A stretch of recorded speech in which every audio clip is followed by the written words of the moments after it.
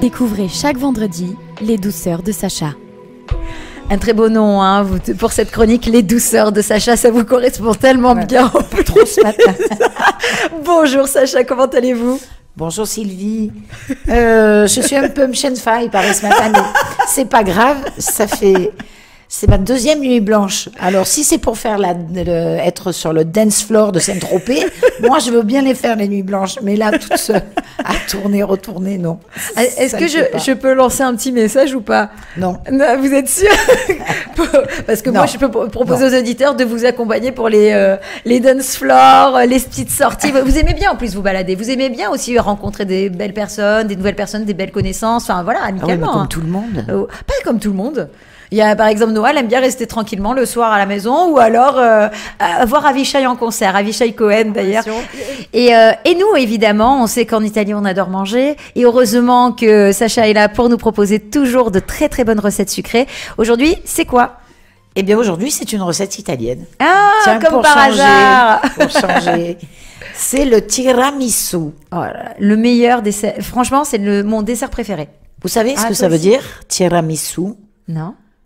Tire-moi vers le haut. Ah. En fait, quand on est un peu down, tiens, comme moi aujourd'hui, le tiramisu, c'est pas mal. Et à l'inverse, c'est tiramisu.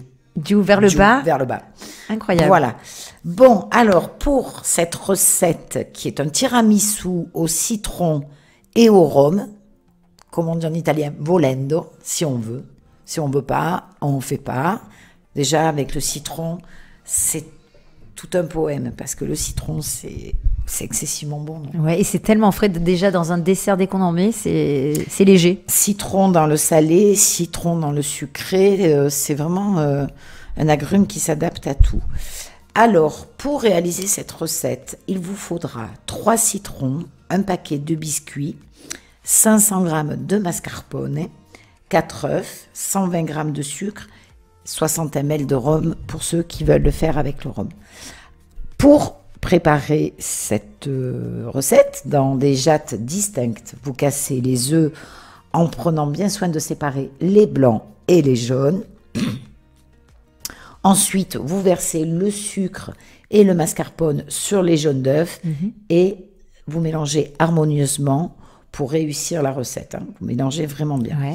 Troisième étape, vous lavez et vous coupez les citrons en deux, vous les pressez et vous récupérez le jus. Ensuite, vous lavez et vous nettoyez et vous zestez le 3e citron. D'accord. Puis, vous le rajoutez à la précédente préparation.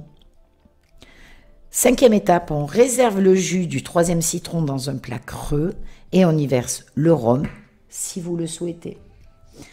Montez ensuite les blancs en neige très fermes, puis mélangez les blancs consistants avec le mélange de jaune d'œuf, de sucre, de mascarpone et de jus de citron. C'est merveilleux. L'étape 7, je vois Noah qui fait des yeux. Le dessert préféré de Noah et moi-même.